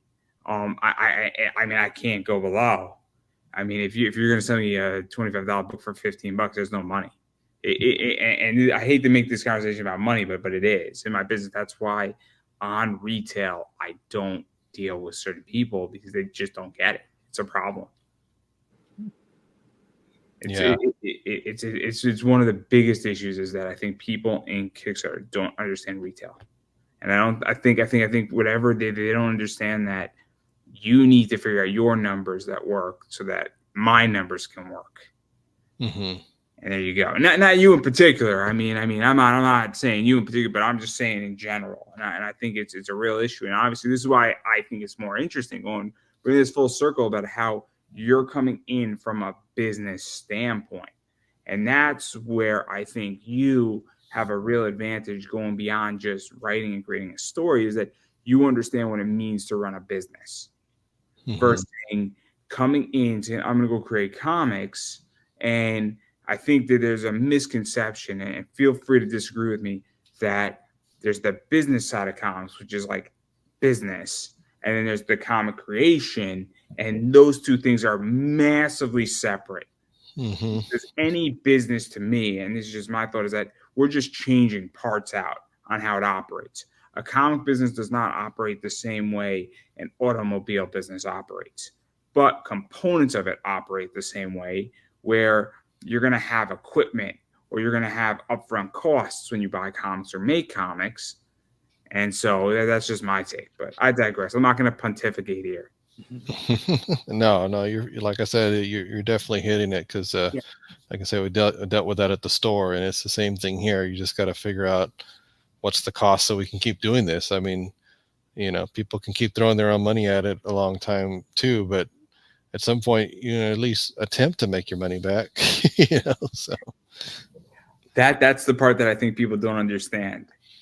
I have a business that I take capital out of my business.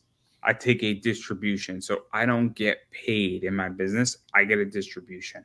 It is extraordinarily advantageous when you get to take a distribution out of your business versus getting payment. Because equity, if you run a good business, is so much sweeter than a paycheck. And I get a paycheck for my day job, and I like my paycheck because my healthcare is worth my paycheck. Yeah, I mean, hey, I live in America, guys, so I'm well aware that having employer healthcare, even though it costs you an arm and a leg, is worth every goddamn fucking cent.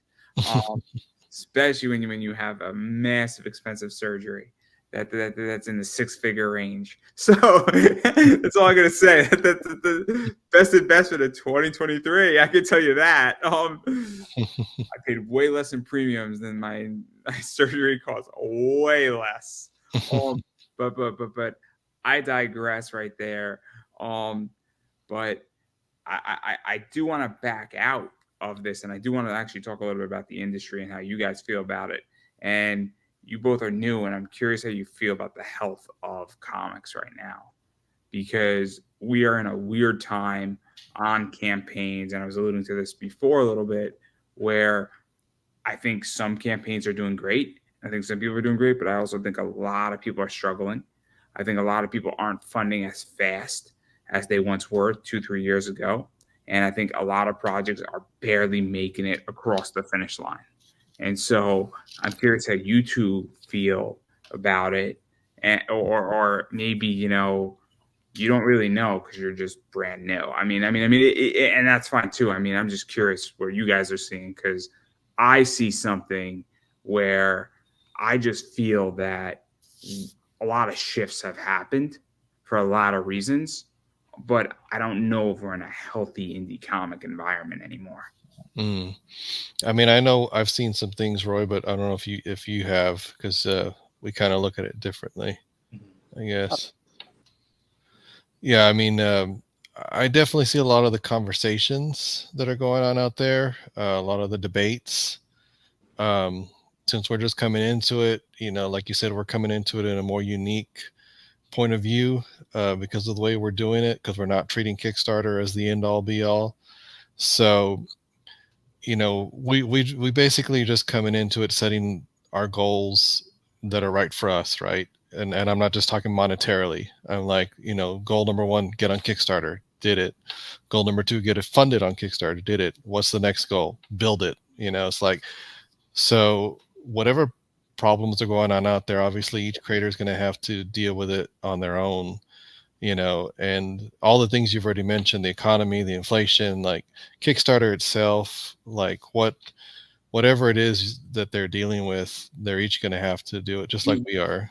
But let me ask a follow-up, and then I'm curious what Roy's opinion is. Do you feel that a lot of people on Kickstarter and a lot of creators have grown, and now they expect like a 40% growth every single time they do it, when they were starting off doing 500 and then they did 1500 and then they do 1500, and that their growth rate is unexpected? Because if you have, it's easy to, if you did a Kickstarter and did $100, and it's easy to go from $100 and have 100% growth rate to $200. But it's a little bit harder, I think, to go from $200 to $400, but it's not ultra hard. So if you do 10 Kickstarters and you're just doubling, but you started at 100, that growth rate is insane. I mean, that's 100% growth rate every single time. But I don't know if that's sustainable, and I don't know if that's what's affecting this, where maybe the problem isn't that you did 15,000, but then the next campaign you did 16,000, but you went from doing 8,000 to 15,000. So you had a huge J curve growth, but now your growth is only going by 1,000. They're saying, well, I'm failing because my growth rate is now 8%, but 8% is the norm. You know what I mean? And because I don't know if that's the debate, because I stay out of this stuff because I'm not in this space. But like, that's just what I'm thinking, is that maybe the problem isn't that. Maybe people had abnormal growth rates and now the growth rates are stabilizing. I mean, that's definitely possible. I mean, you mentioned earlier that you trade the stock market. I mean, so do I. So, you know, I don't trade. I invest. You invest, yeah. I don't trade at all. I have no desire to trade. I am horrific at trading. I want to make this crystal clear. I invest in dividend stocks and S&P 500 good growth mutual funds, and I hold for 5 to 10 years because I am a shitty trader. Shitty trader at best. At best. Yeah. So I'm not gonna sit here. I stay in my lane, but I wait for bad deals in which that, like, I'll throw something out there where if a stock normally trades a great stock, I'll throw it out. Coca-Cola. If Coca-Cola is trading at a 10%, below where it should be trading, I'm buying it all day. Yeah. Or I mean, COVID hit and Texas Roadhouse was at like $90 or like $70, and then I bought it at 32, and then it rode all the way back up. So I wait for bad days in the market. I am an investor. I am terrified of trading. But I get excited at this topic. But continue your point. I'm sorry. No, it's fine. I meant investing because basically you can trade. I'm fine with you trading. You can trade. I invest too. I mean, but my point is that you know that there's going to be ebbs and flows, right? And so, like, whatever is happening now is just something to deal with. Like, and you can't. It's kind of like when we decided to do the first comic back in 2021. I mean, the whole world had shut down, right? And here we are, like, well, what do we do with ourselves? So let's make a comic, But it was something we'd always wanted to do, and we made that decision to do it. And it was in the midst of something that was pretty bad that was going on, right? And now, if there's things challenging on Kickstarter now, whatever it is, that was I just saw somebody post about that today. One of the people I follow, they were like, she said something like, I hate seeing these new creators asking for 10,000 right away out of the bat, their Kickstarter, and they don't really find a way to justify, like, why are they asking for that much? And like I just shared with you, the reason we chose ours was because we just decided we just want enough to print, and everything after that is gravy, but for them, they're obviously trying to cover the cost of the artist and the print and everything else that they've spent up to this point. If you're asking for $10,000 out the bat, so everybody's just got to make their own decision of what they can deal with. And like you were just saying about Rob Multari's, you thought it didn't make, and he just barely crossed that 10,000, but he made it, And so it's not a diss at him. It's not. No, but I like Rob. He's been on my show a bunch of times. I have a good relationship with him, but I did not think the thing was going to make it, honestly. And it's not because it's a bad book. It's because it's a really, really tough space. That book. It's just a tough space. It was the same thing with his plushie. It is a tough space. And I'm not saying it didn't hustle. I'm not saying it didn't work, but it is a tough space. And I call a ball, and I'll call a strike. Where if somebody has a tough space to be in, I mean, look at my whole campaign on my thing. That was a tough space too. I mean, I'm not going to pretend what's not easy, what is easy and what is hard. If you do a book that has big-breasted women, fun covers, and you have 4 top artists on that, and you're asking for $3,000, you'll fund. The book could be a disaster, but you'll fund. But anyway, enough about me. I'm curious what Roy thinks. I've been thinking enough, and my voice is getting sore. Yeah, like I said, I am relatively new to this, and as you're talking about this, not only through Joe do I hear about these Kickstarters, these projects and stuff.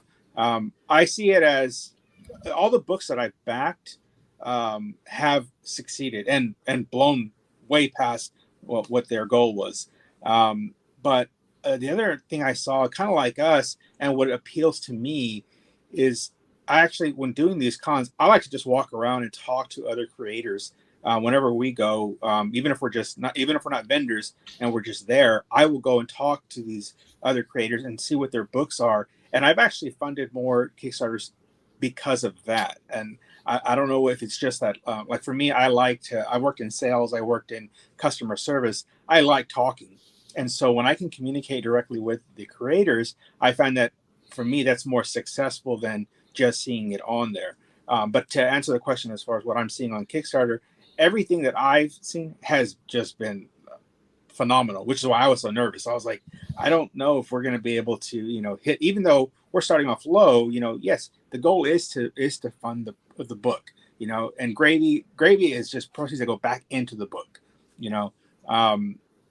but being relatively new, I think it looks great. It looks very successful, but I haven't, been in the game that long for it. But I am happy for the success of the creators that have funded. I don't think I've backed anything that hasn't funded at this point. So I've had a few that haven't made it. Obviously, I've had people come on my show and their stuff hasn't made it. But also I think it goes even beyond that, where I mean the question always becomes is profitability. And I think this is another thing that's a weird term and nobody wants to talk about.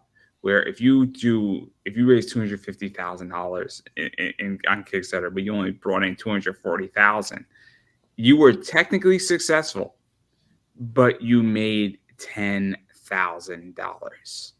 So I think this is the other part where it's great that somebody funds, but if you needed $6,000 to get you to the finish line and you did 5,500 and you hit your goal for $5,000, you did well and you did great, but you didn't get to where you needed to be. And I think this is why, I mean, we're seeing a lot of shipping delays, a lot of delays right now in Kickstarter books. I mean, I owed a lot of books. I owed about 15 books. Now, some of them are on target and some of them are late, but I think this is part of the issue is that people overshoot and shit happens and things get expensive and then you got to go find another grand somewhere. And I think it's a real issue. And I think, your book is already paid for. I mean, that's really what you guys are at right now is your book's paid for, but not everybody's like that. Not everybody can do that. And this is why, and I don't see that problem actually dissipating. I see it increasing. I really do. I mean, I'm very pessimistic about this, which means I'm always right. Good. That's good. I like that. Yeah. But I'm extraordinarily pessimistic because I just think that unfortunately when money gets tighter, people go and they push it out, and then it's not that you won't get your book. It's just that it's going to take another 4 months, another 5 months. But the longer you take something, I mean, the less interested I become. I mean, I'm getting a book that I ordered almost 11 months ago has finally been issued a tracking label. Like 11 fucking months ago. I'm sorry. No, not even 11 months ago. Way beyond that. Way beyond that. I mean, we're talking 2022. Way beyond that. We're talking last October. It's taken a year for something to come my way. And I'm getting to the point where I'm like, where the fuck's my book? Yeah, I can kind of speak to that a little bit as a toy collector. So I kind of see that, and this isn't just isolated to independent creators. This is big companies too, where I will order something at least a year and a half out before I will finally see it, and they take that money up front.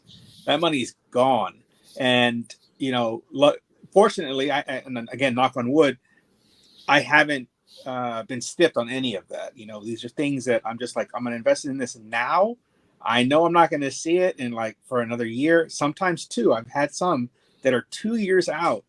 But I think there is a place for the crowdfunding. I think there is a place for indie comics, big companies. We get some of the stuff that we never thought we'd get. So I am very open to the idea and the concept of Kickstarter and the funding and how that works. But I am also very happy that we decided to go the route of let's have the book done, because it makes, like you said, having confidence in the product, or in us as producing the book. You know, as a customer, you're like, well, I know for sure I'm going to get something, and that's where me and Joe discussed, like, we want this already done. We're not going to promise something and then like try and scramble to get it. No, we want it done. So I am happy that we did that route, and I think that really helps a lot. It takes a lot of stress off, I think, everybody, to be quite honest. I think it's quite successful. No, I get it. In which that I understand. I mean, my whole business is based on buying 20 weeks out. And I'm trying to explain to my mom. She doesn't understand. She doesn't understand that. Why are you spending $200 now? And I'm like, because if I don't do it now, I then can't get it, and then now I don't have merch. It's like, she doesn't understand, and then she sees all this merch coming in. But you guys aren't friends with me on Facebook. About a week and a half ago, I put up a posting. I'm owed almost $4,000 worth of comics. Now, I mean, I'm curious, how many comics do you think $4,000 is worth? How many do you think? How many single issues do you think 4,000 comics is? I think it depends on the variant. I've seen some those black and white ones go for like $200 sometimes. So I think it just depends on the variants of what you have, of what you're actually getting. Let's say it's just a standard comic. I mean, oh man, how many issues do you think that is collectively, like floppies? Throw out a number. There's a reason why I'm asking. I'm trying to think of my collection. I have a pretty vast collection as well. But God, yeah, I mean, if they're floppies, you know, if they're regular floppies, $4 each, you would think that that's 1,000 comics, but it's not going to be that. Yeah, I was going to say something in there. Yeah. So it's 150 issues. I would, I was going to say 100. I should have just gone my first instinct. So I'll break it down. And this is really important because, and this is from 9 months ago collectively. So I'm owed 60 books that trade about 50 a pop on average from Mount Olympus. So that's like $3,000, right?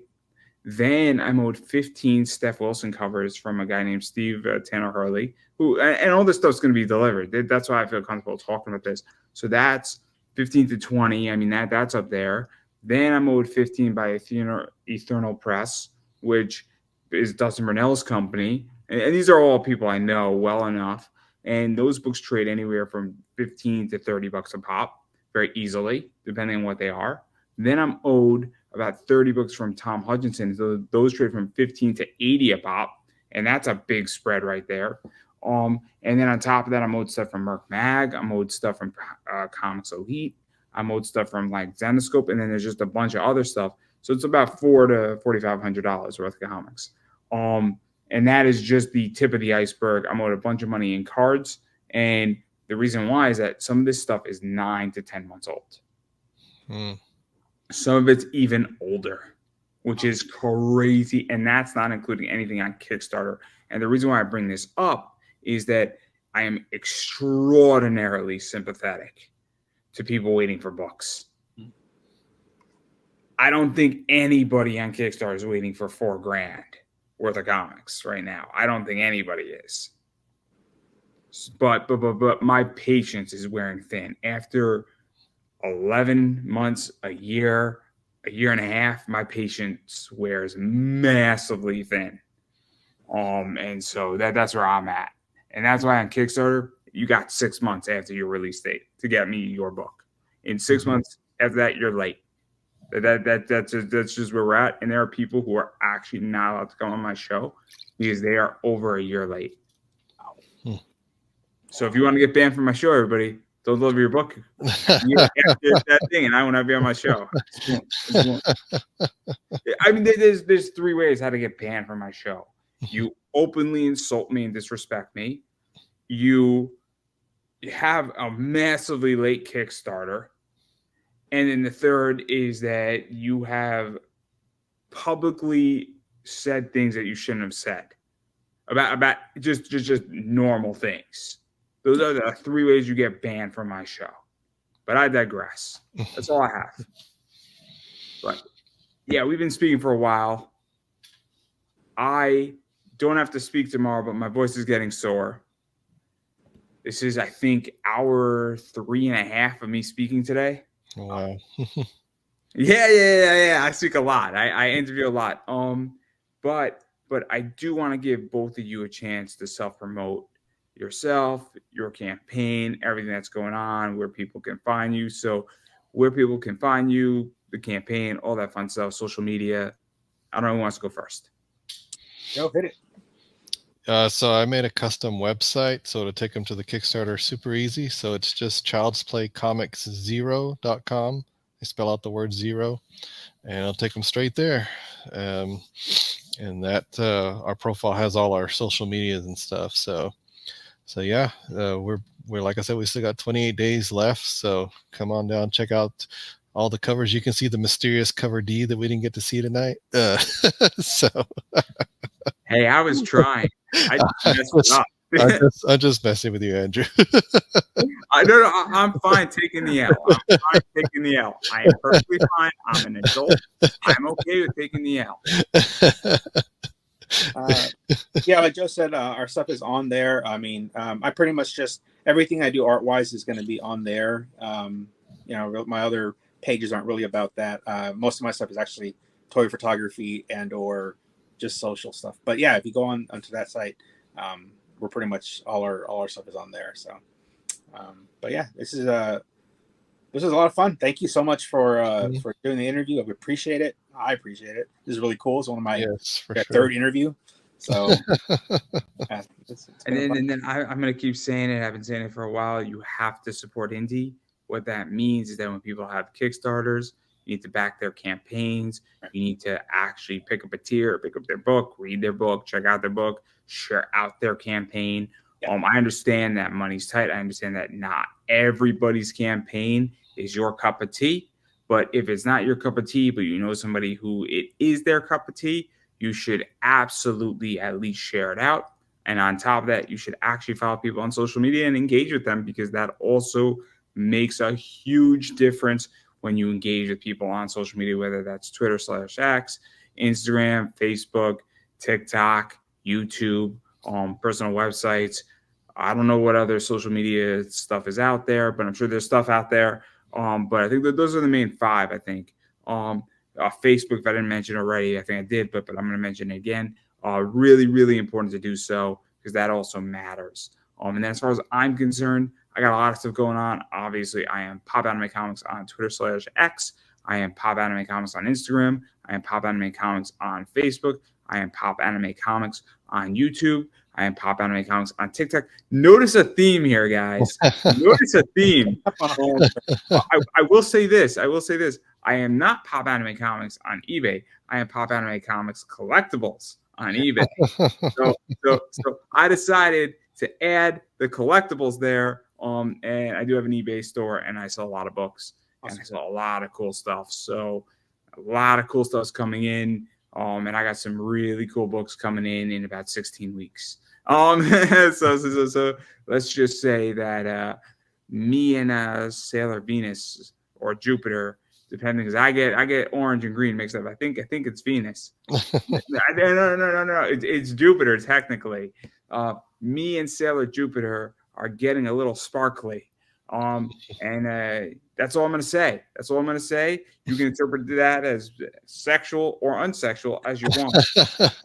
But I will say this, that it's a super limited, awesome cover, and I'm going to be charging like $100 for it. And there's only 15 of them. And I'm a Gurren Lagann fan, and I got some Yoko Litter covers also looking very sparkly. So those are coming in about 16 weeks. So yeah, those things are going to sell and be ultra sweet. Ultra sweet is a good way to put it. And I'm really, really, really excited for that stuff. I have some other cool stuff coming in, and it's going to come into my shop. You never know. A lot of cool stuff. And yeah, so that's everything that I got. And I will say this. I have 549 subscribers on YouTube, and I'm looking for 550. So whoever wants to be my 550th subscriber, I will be overjoyed. It is not a requirement. I just appreciate when people actually subscribe to me on YouTube and watch something, because I will say this, and I will only say it once till my next interview. You may or may not get smarter by watching me, but you as sure as fuck will be entertained. I can promise you that there is something for everybody on my YouTube channel, whether it's voice acting, comic creators and artists, cosplayers, wrestlers, adult entertainment, you name it, I got it. So there you go. And on that note, I'm going to give whoever wants the final word. All right, Joe. Just come check us out on Kickstarter, childsplaycomiczero.com. Thank you, Andrew, for having us on. Very much. I could have said that any better myself, everybody. And that is a